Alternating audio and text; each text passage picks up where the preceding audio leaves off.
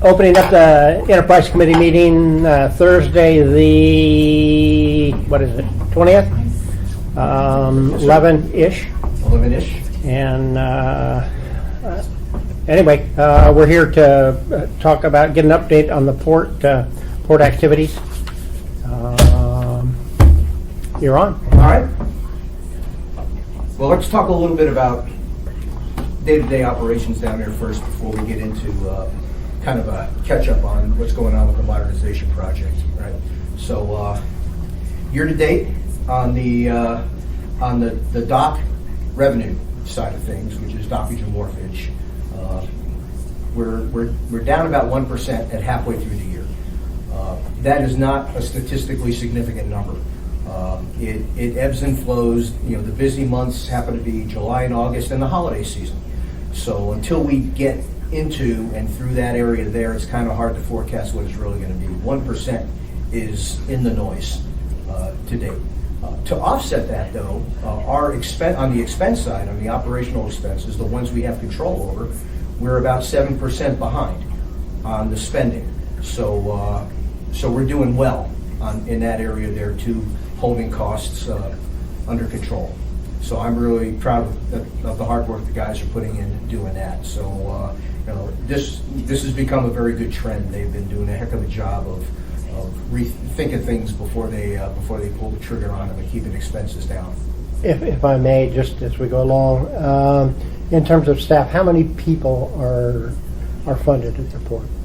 We have 10 in the office. Okay. That's clerical and non-reps and executives, and 13 maintenance guys.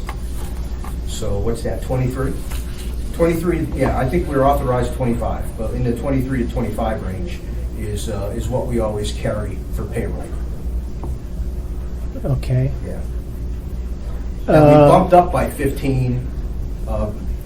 In 2013, 14, and 15, we were carrying the litigation administrative support burden for the early part of the discovery periods of the litigation. Yeah. All of those have come off the books at the end of 15, so we don't have any of that in 16 that we're carrying. So that was one of those. So that's all settled up. Everybody's well, the requirement for as much manpower and support went away. Okay. Yeah, particularly after all the local settlements were resolved. Mm-hmm. Right now, the only litigation expenses are with Seifert Shaw and the work we're doing in the Court of Federal Claims in D.C. is in preparation for the potential trial of Merit. Going to have to go to trial. There's no settlement. Well, it's too early to tell. We're in the discovery and deposition stage of things now. So there are still some expenses with regards to that. Oh yeah. Okay. Oh yeah. For the next few years, we're anticipating that we're gonna have expenses for litigation. I can't give you a number. That's a conversation we have with Bob Owens as part of the budgeting process, but you'll see it when you see our budget. That's the only legal issue that's taking place at the moment down there, right? Yes. Okay. Yes. Good. I'm sorry. Beyond all the other help we get from the municipal attorney's office that is IGC covered. Yeah. You know, they look at our leases, they look at our revocable use permits, they look at all of our documents before we handshake and sign with users down there. Those are mainly just renewals. We don't have Yeah. any new stuff coming in. Yeah, well, we're going to have a little new stuff Yeah. coming up in, that's true. Yeah. in 16, 17, but not at some feverish pace that Yeah. Okay. worries people. Sorry to get the flow down here. Okay. So we're three cruise ships into the season. 6 to go with respect to Holland America. One of them will be next Monday. They come every other Monday through the summer. The last one will be mid-September. And then we also have one of those condominium designer cruise ships that's going to come in August and stay a few days. Oh. That's the, you rent a cabin. Yeah. And if you're not in the cabin, nobody else gets it. You're paying for that as and that ship is yours. And Oh, wow. oh yeah, this is So people buy those up and give them as benefits to, their customers or whatever. They can't if they're not in it. It's empty. But they can give the sublet. space sublet, if you will. And some of them run like timeshares and Right. other Yeah. stuff. This particular one is you own it, and if you ain't there, nobody else could be. Yeah, we've seen these guys come up here before. It's interesting, but they'll be here for a few days. Yeah. Every few years, they do a Bering Sea, west coast of Asia tour. It's a great promotional thing for them, I suspect, or, Yeah. corporate ownership kind of thing. Yeah.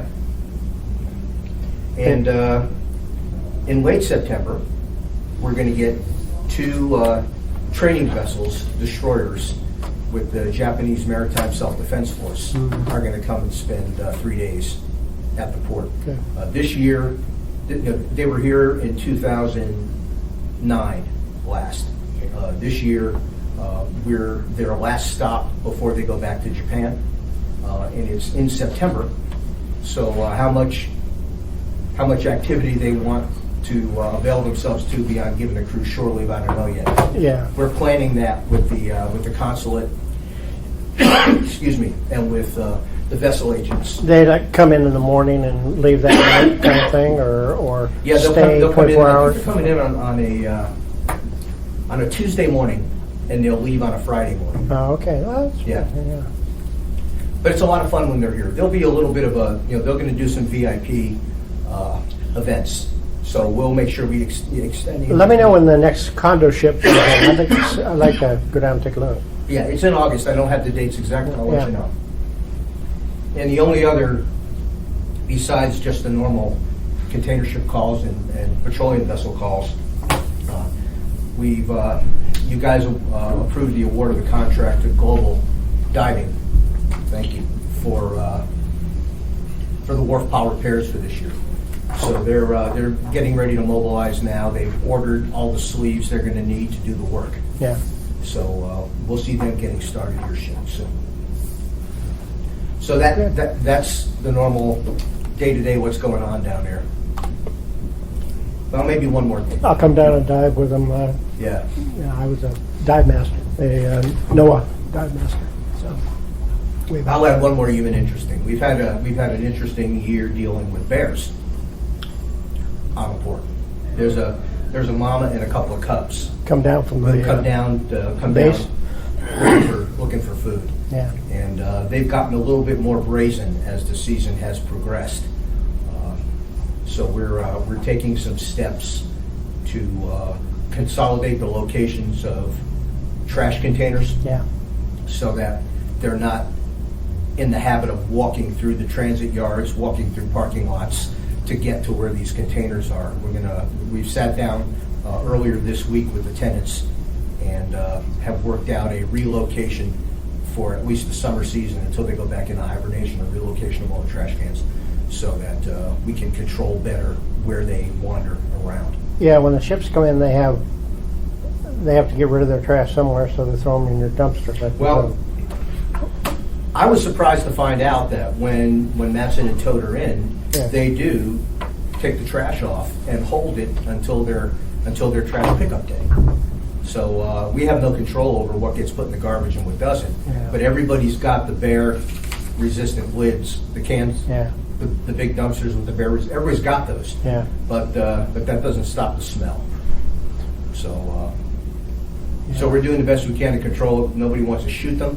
I've got staff and the security guys are trained on bear hazing. Yeah. So we can take that amount of control over the situation, and then if it gets any more exciting than that, then we call. You don't want to fishing. create habits.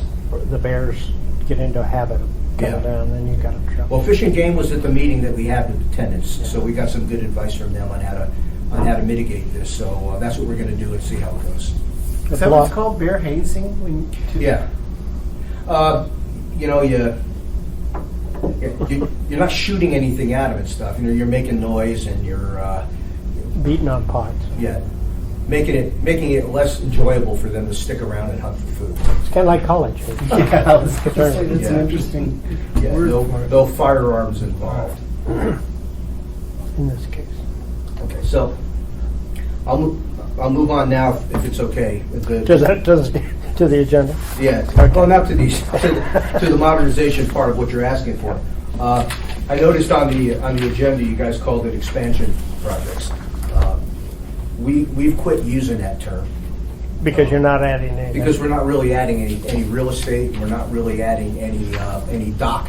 Size to the of files are situation here. So for us, it's all about modernization. And I kind of mentioned to you a little bit earlier, the port's plenty big enough right now for the customer base we support, which is just north of 500,000 people.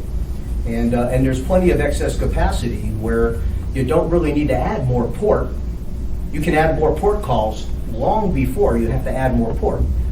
So it's basically managing and mitigating and removing the corrosion problem that we have that really is impacting the facility by building new and taking advantage of the fact that because you have to build new, you can bring the facility up to state of the industry. It is woefully behind in that area there as well.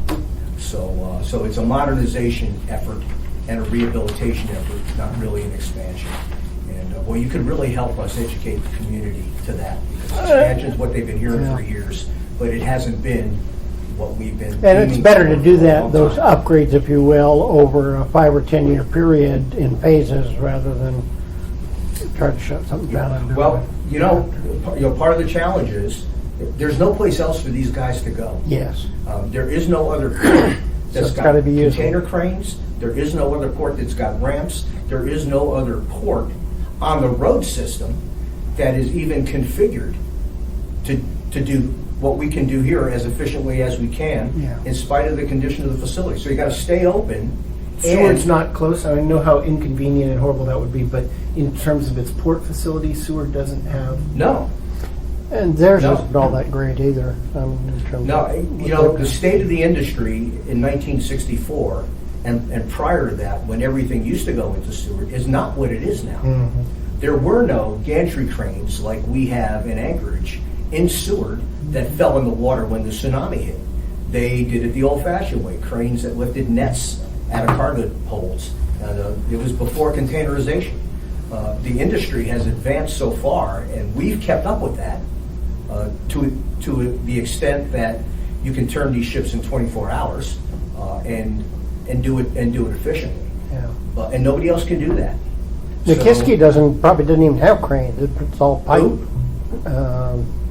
Nikiski, the fuel dock. The only 3 container gantry cranes on the mainland part of Alaska are at the Port of Anchorage. Okay. Kodiak has got 1, Yeah. and Dutch Harbor's got 2 or 3, I believe. But no other port has them. Out there, yeah. So the trick is you've got to stay open for business while you're building new. So that's why we have to phase this thing. We can't tell everybody get lost for 5 years. We'll call you back when we're done. Yeah. No, we have to juggle both. And that's why it's going to take so long when you factor in on top of that the short construction seasons we have. You got all the money you need to do this? No, I didn't think so. How much money you need? well, to be determined. We're in the process of going through the design functions now so that we can give you that answer. Until then, I'm not going to wing it. The initial estimate was $300 million to rebuild the 2 cargo handling facilities, what we currently think of as the tote dock and the Madison dock. That was based on very, very early engineering, and that's not a number we're banking on right now. But that's what we had in our ask to the state government. And how much did you How get? much did they Zero. give you? We got 0. Oh, no, I know you got, sorry, my bad. I know you got 0 from the state. I'm used to getting 0 from the state or less. How much did we get out of litigation? Oh, we got about $20 million out of litigation, and that has been deposited with the port, and some of that is paying for the ongoing legal expenses, and some of it is available for construction activity. So what is phase one, what does phase one cost? Or maybe you're gonna get to that, I didn't want to jump ahead. Yeah, let me make sure the record shows also. Eric Croft is here, I didn't say that, and Dick Traney as well. So, anyway. Yeah. I guess I'm trying to, right, I know that's a big ask, I know it's a number that is in the general ballpark of that 300, but you guys don't want to lock that in because it's too loose, so I get all that. I'm trying to get a sense of how much can we do with what we've got or expect to get, and how many years does that get us before we need the bigger infusion, right? So let Steve talk about the status of the deal, and then before we're done, we will answer that question. Great. Yeah. Okay, so where we are now in the process, and a lot of the process is still analysis and design work before we can do any substantive construction. So where we are now is we've given a notice to proceed to a Kiewit-Manson joint venture team. They are responsible for doing the analysis and design for what we're calling the first step in the north end stabilization, which is this piece right here, and the stabilization that has to take place along the shoreline of the south backlands. And we need to have this done before we can construct that petroleum cement terminal. But they're not doing the terminal construction, they're doing the land side stabilization efforts so that we have stable land to build off of, and so that we can begin to plan for what to do with what's left behind at the north end after we've completed the total stabilization area. That work is going to, the stabilization work is going to happen this year. It's happening now as we speak. That's what I thought. Okay. And what they've done so far is the geotechnical work, and we've done some design analysis, and what's come out of the design analysis, particularly on the north end, is that, recall when you first used to see these things, the concept we had in mind was a closed cell bulkhead Don't even wall. say those words anymore, but yeah. I'm sorry? What words were those? Closed cell, bulkhead wall. Well, yeah, there's open cell and then there's closed cell. These were closed cell, and we have all this steel left. Yeah. So using it that we paid for already, It's we're all, gonna use it's all it bent. to build. No, there's more that never got used than you could imagine. I know. And we were going to use some of that to build a shorter wall further in to do the stabilization. Well, going as Kiewit-Manson went through the design process, they determined that we can, at a lower cost, get just as efficient a stabilization result by using armor rock or some kind of The old-fashioned. a bed of geometric, concrete structure Blocks. to hold the land back. So what we ran that past Mike and the mayor, and we come to the decision that based on the cost and the efficiency and the speed at which that can be done versus closed cell sheet pile installation, we're going to go ahead and go with that solution. So we redid this whole phasing plan and took out what used to be a closed cell graphic and put in the armor rock looking graphic here on the north end and carried that down through all the pictures. So I gave you a new phasing plan to portray the new design. Just option. one question that I have, Mr. Traney also has one. The fill that is behind that sheet pile now, is it full of a bunch of junk? No, there was nothing concrete? there. Recall, there was nothing there. Okay, It was tidelands when it became what it is now. okay. So In order to, you say, use blocks of concrete or some or rocks or something in there, so what? Just trench behind it and put a layer or a barrier of rocks in there, every 20 feet or something? no. I'm going to practice a little engineering without a license. Jump in if I screw this up. All the fill that was initially put in there, Yes. as well as the bad sheet pile installation Yes. comes out. this all gets pulled out, regraded to a stable grade, and then this armor rock revetment goes in front of it. Okay. So the old system had sheet piles. So you had a vertical face up against the water, and behind that you had all the dirt. We're getting away from that.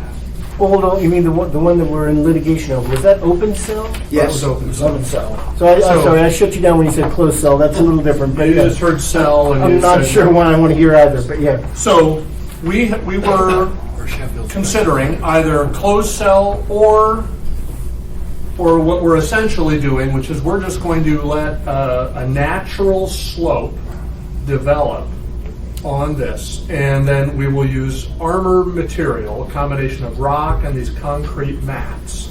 We'll go over the top of that to prevent erosion, and then we will have a sloping, gradually sloping face of this area of the northern extension. So we'll pull out a bunch of the sheet pile, and then we'll create this slope, and it'll be at different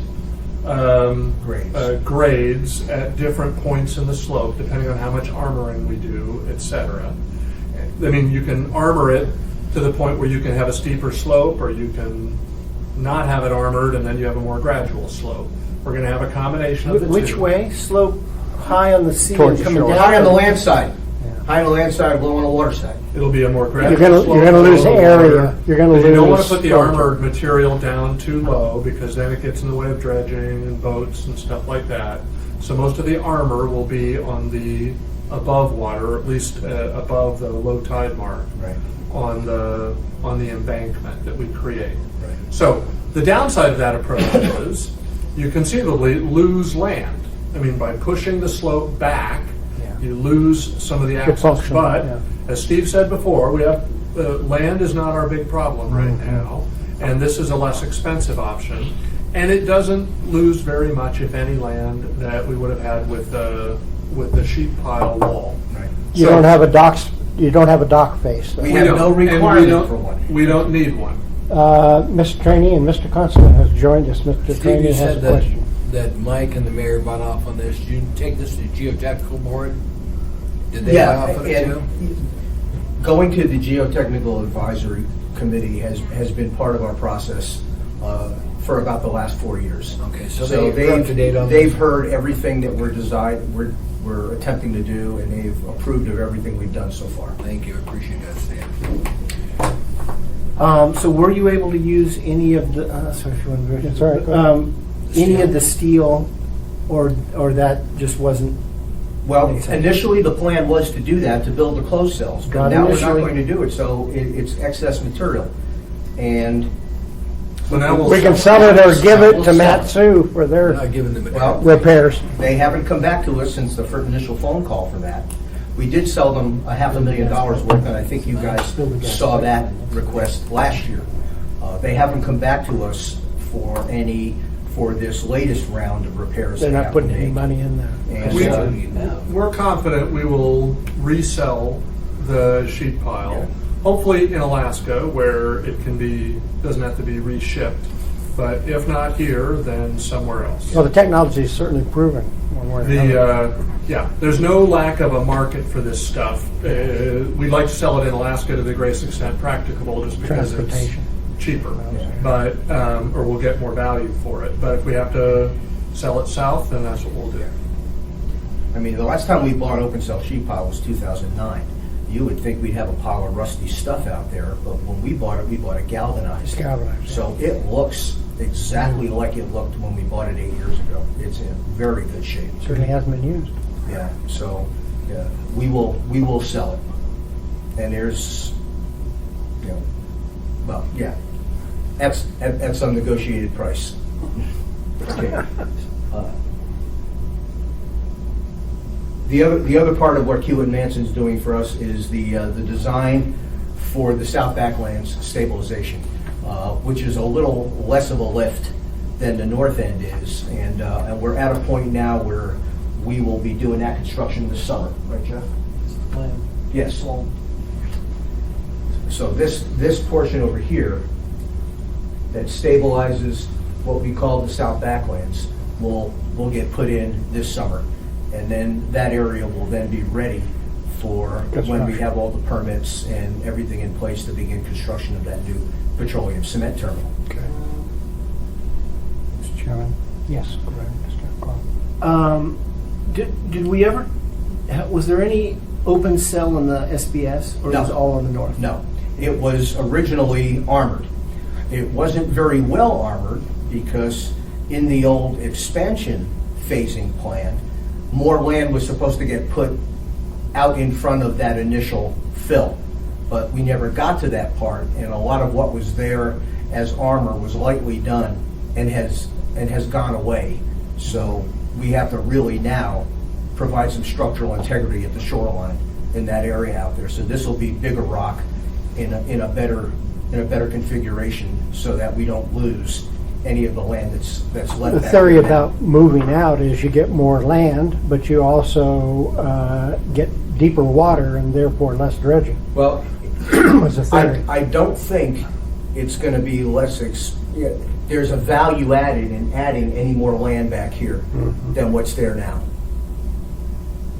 And at this stage of the game, we'd be rewriting the script Yeah. if we want to add land, because hasn't been in the conversation, hasn't been in the design forever. Let future generations deal with it. Somebody else can worry about that in about 50 years.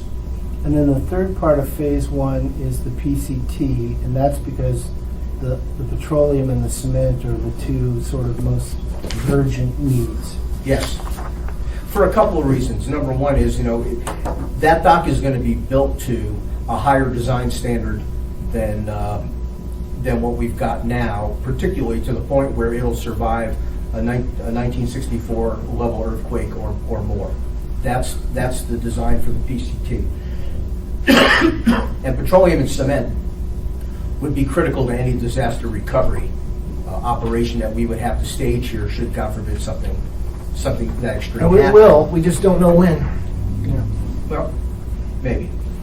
But the other thing we need to do in order to begin the second phase is the cement ship that occupies the south end of the dock over here would be in the way of any construction there if we didn't get it moved first.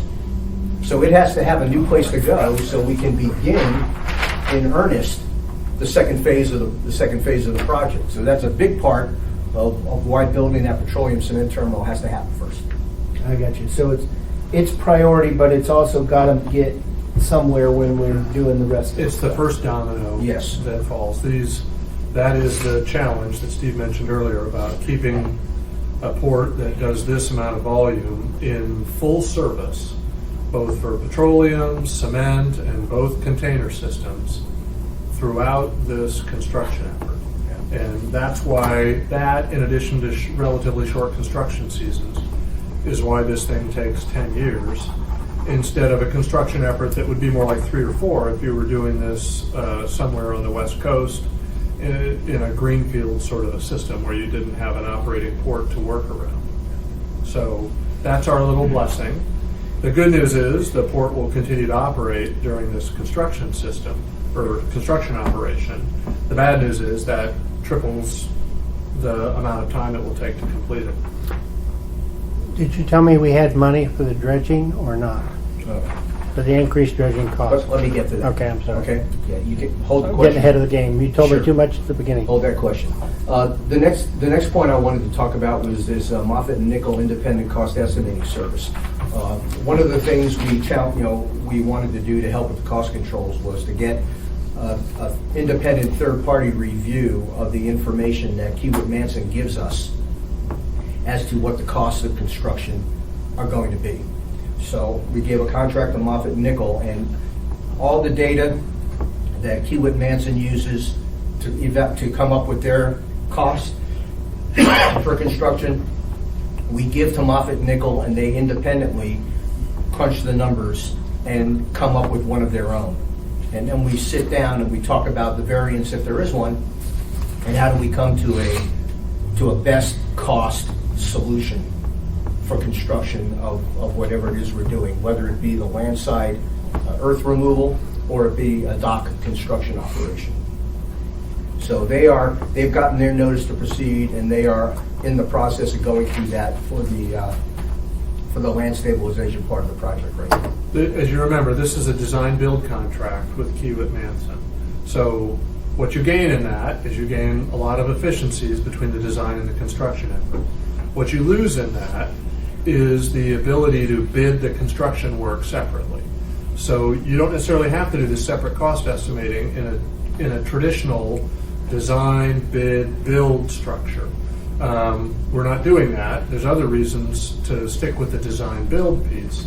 But what that does mean is we need somebody other than Kiewit Manson to tell us how much the construction effort is going to cost, because we're not putting that out to bid separately and letting the marketplace keep the price, ensure that we get the best price possible. So this is always contemplated. Most design build systems have some sort of an independent estimator that gets involved between the design and the construction phase. And that's what Steve just alluded to there. So, and that's information that we'll have within a couple of months and that we'll be sharing with you. On that decision, I mean, everybody keeps hearing that the contractors are hungry for work. Is this a good time to put things out to bid? Is that decision already been made, and should we reassess it based on the idea? We continue to believe that design build, number one, is the most efficient in terms of time. And also, having the designer work for the contractor is a very efficient way to go, especially on a relatively simple design project like a civil project like this. So we continue to believe that's the case. But there is an out for us. If we cannot reach an agreement with Kiewit Manson on the construction price, if our estimator comes back and says, they're overcharging you for this construction work, and Kiewit Manson will not negotiate their price down, we can buy the engineering work that has already been provided and then go out and bid the work separately. And that's what we would do. We would lose time by doing that, potentially. And we'd have to buy it at a inflated price. No, there's a negotiated way to figure out. I'm confident that we would get a decent price for the engineering work that's been done. But it would then allow us to then go out on the street and bid for a straight construction job at that point. We would have design documents, and then we would go out on the street and bid the dirt work.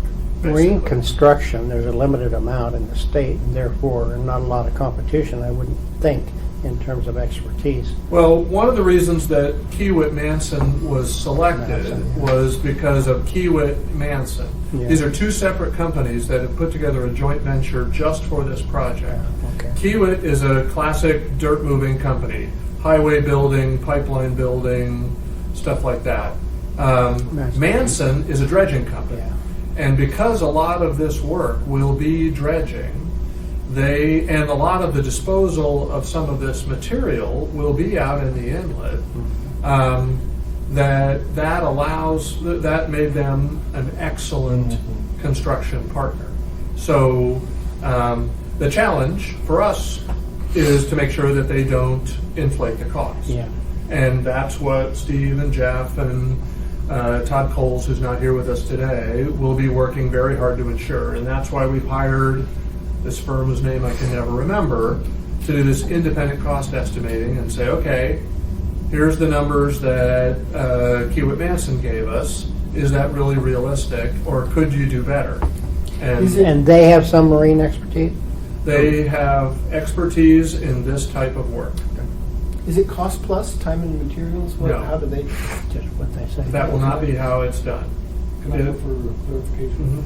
I mean, when we went out for proposals for this contract, one of the evaluation criteria was a competitive overhead profit number on their construction work. So we've effectively gotten competitive market pricing in terms of the overhead profit component. So these estimates, what we're going to do a variance analysis on is really the direct cost portion of the work. So we feel like we've captured the value of the market competitiveness, at least to some degree, in the way we selected the contractor. The current task orders they have right now to do the design work, at the end, we own those design documents. We do not have to procure them from them if we can't agree on a construction price. So we've in effect paid for the design work, and we will have sealed construction documents at the end of this process. The overhead number is based on the base construction price. So in that sense, it's a cost plus, but then there are time and materials after that? Or they present a bill and say, it took us this long, or it's just, we're gonna do all this and here's our price, and it's just based on how long we think it'll take, not a percentage of the cost? We're going to estimate to a lump sum amount for the construction price, and the negotiated or the proposed overhead profit is a percentage, which is traditional growth. So, yes, it's a percentage of the direct cost, but we're negotiating a lump sum construction price. And that's a separate reason to have this protection, because in effect, their profit is built on how big that number is. Absolutely.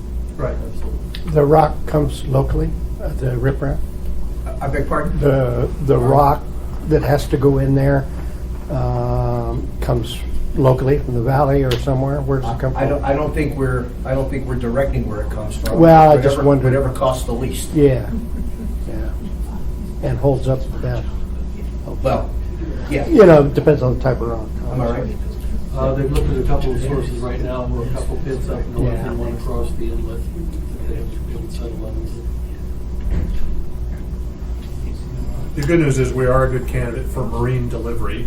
It's Yeah, Yes. sure. It can be barged over from a site over on the west side and then installed directly from the barge onto the site. And to a certain extent, that can be timed based upon our other customers. Well, that's what we pay these guys to Good do stuff. when we hit the construction phase, to do it in a sequence that doesn't cost us. Right, everybody knows everybody's Time schedule, so and they, money. yeah, Yeah, good. and that's what we're paying CH2M to manage at the high level. You know, how well the contractor's behaving. So that will be finished by what time? I mean, you know, construction is a winter issue. That's 2018. Oh, okay. Yeah. That far out. And the third notice to proceed that we've given since we last met and talked was to a company called COE. They are going to be the designers of record for the petroleum cement terminal. So they are now underway to begin that design process for us. And we're targeting receiving from them at least a 35% design picture by the early part of next year. There is just a ramp connecting that to shore. A trestle. A trestle, as Yes, you call it. just that. like the ones you see out at the port Yeah. now, they're pile supported that go out. Right. Yeah, and they're also going to be the conduits for the plumbing that comes off the petroleum dock and comes off the cement dock to Yep. get it from the dock On the face pipes, yep. to the shore underground system. And part of that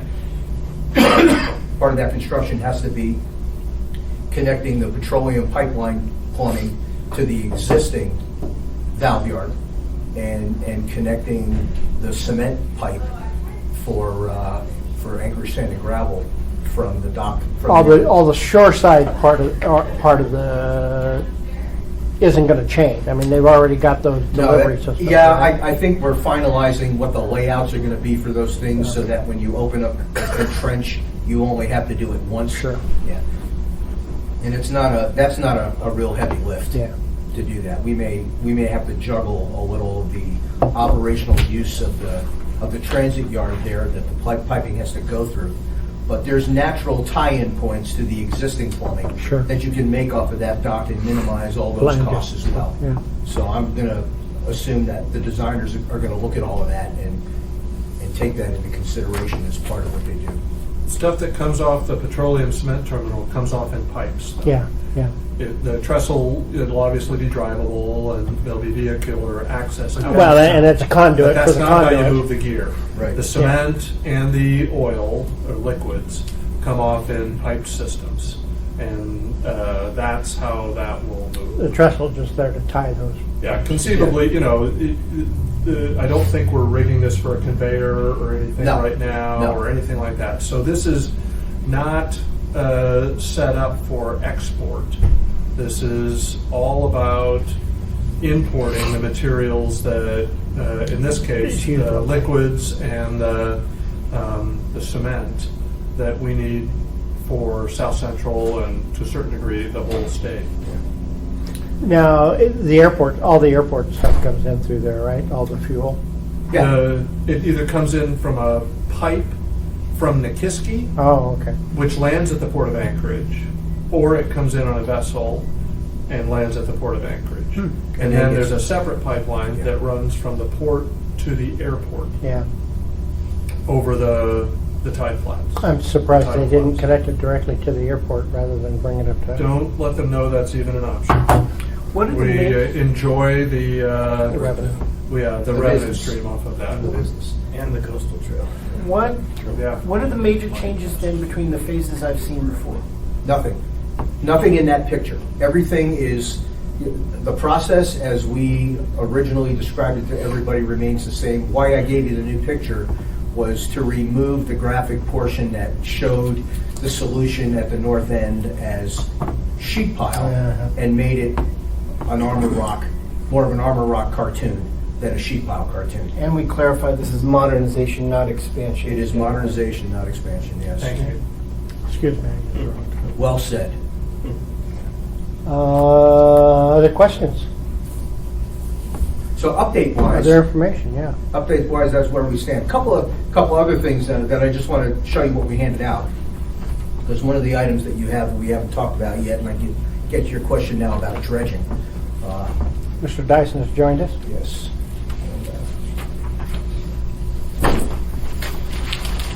I don't wanna leave. I can actually walk and talk at the same time. Really? Watch me dazzle you. Whoa, do you get extra money for that?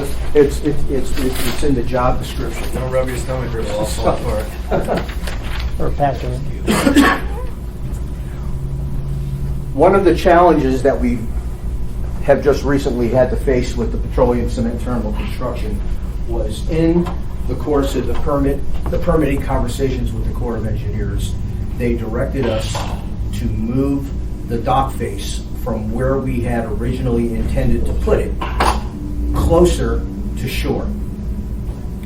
Their reason for wanting to do that was because they were concerned that where we had initially placed it, while it was already inside their dredging footprint and would require no initial dredging to get the dock face usable, while it was out there, they were concerned about consequences on sedimentation, for one thing, because of what the design looked like, and the other was the dredging equipment that they like to use here is a hopper dredge. They don't bring in one of those clamshell buckets that pulls sediment up and dumps it in a barge. They use what they call a hopper dredge that uses these drag arms that are along the bottom. They suck the silt off the bottom. They drop it into a tank, a holding tank in the middle, go out, empty it, come back and do it again. They were concerned that the turning angle that they would have to make between the existing facility and that new dock face where it was too steep, and they would leave either portions of what is dredgeable now undredgeable, or would require a whole lot of extra maneuvering to get into the spots that they couldn't get in before. Like you have to do with a vacuum cleaner when you're trying to get around furniture in the house. They were worried about that. So they asked us to move it in closer to shore. The consequence of that is that now where that dock face is, between where that dock face is and where they have been dredging traditionally, there's a gap that has never been dredged before and has to be dredged and brought down to an operational depth so you can use the dock once you've got it constructed. Otherwise, it's too shallow to bring tankers in or to bring the cargo ships that carry the cement in. That's added to the cost of this project, about $13 million at the high end, to do that dredging. That's money we never budgeted for, that's money we never planned for, that's money we don't have. So what we've done is a couple of things. We've sat down with the Corps, and while this kind of a thing is traditionally a customer, you pay it all the first time, and then we continue to dredge it for free after that.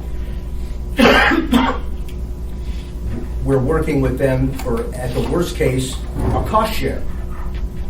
At the best case, the Corps finds the dollars and does it all, and we just move on with this.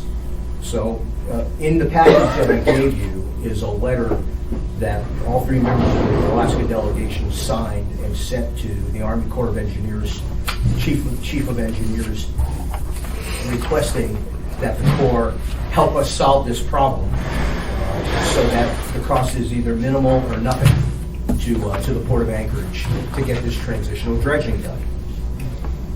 Unfortunately, what it really has done for us is it's pushed construction of that dock out into, at the earliest, 2019.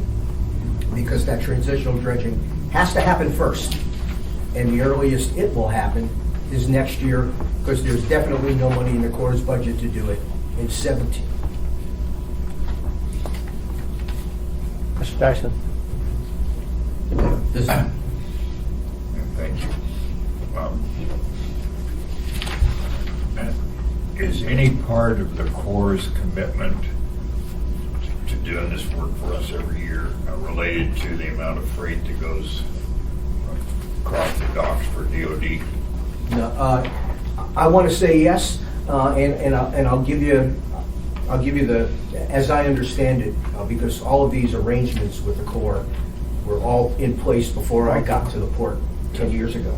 But because part of it's because we are a national strategic seaport, and at the time, vessels of a certain draft had to be capable of coming in and docking at the port. But Senator Stevens was successful in getting some language in law that directs the Corps to dredge at the Port of Anchorage up to the face of the dock, not just a navigation channel coming in, which is what happens everywhere else, but right up to the face of the dock. So that's a huge deal, and that's what they've been doing on their dime annually for a very long time now. Thank you very much. Sorry? Thank you very much. Yeah.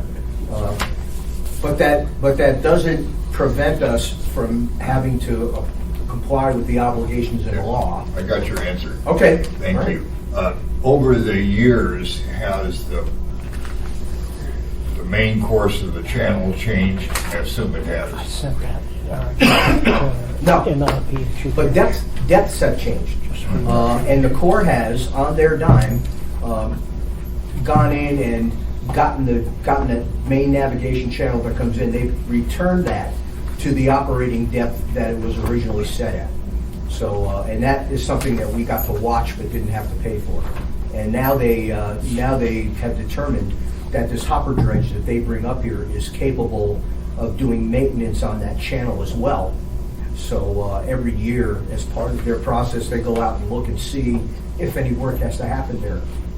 Yeah, just one more, if I may. I understand somewhere down in Southeast America, there's a large hydrology, tabletop model of Upper Coquitlam. There was. There was. Yeah, that was at the Corps of Engineers has a branch they call ERDIC. I don't remember what it stands for. You've answered my question, and it's gone. Yes. I always wanted to go see it. Yeah, me too. But Thank they you. just made room for somebody else's. All right, thank you. Thank you, Mr. Chair. We're running low on time here, Mr. Costa. Yeah, I'm a matter of separate subject. Go ahead. So I don't know if this would be the time. And it does kind of relate to this document you just handed out, which is communication related to the ordinance. Okay, well, let me make sure. Yeah. Are we at a stopping point? We are. I wanted to point out this interesting little model Visual aid? you brought here. Artwork? And you have a piece of a document that I gave you that kind of captures everything that you see on that now.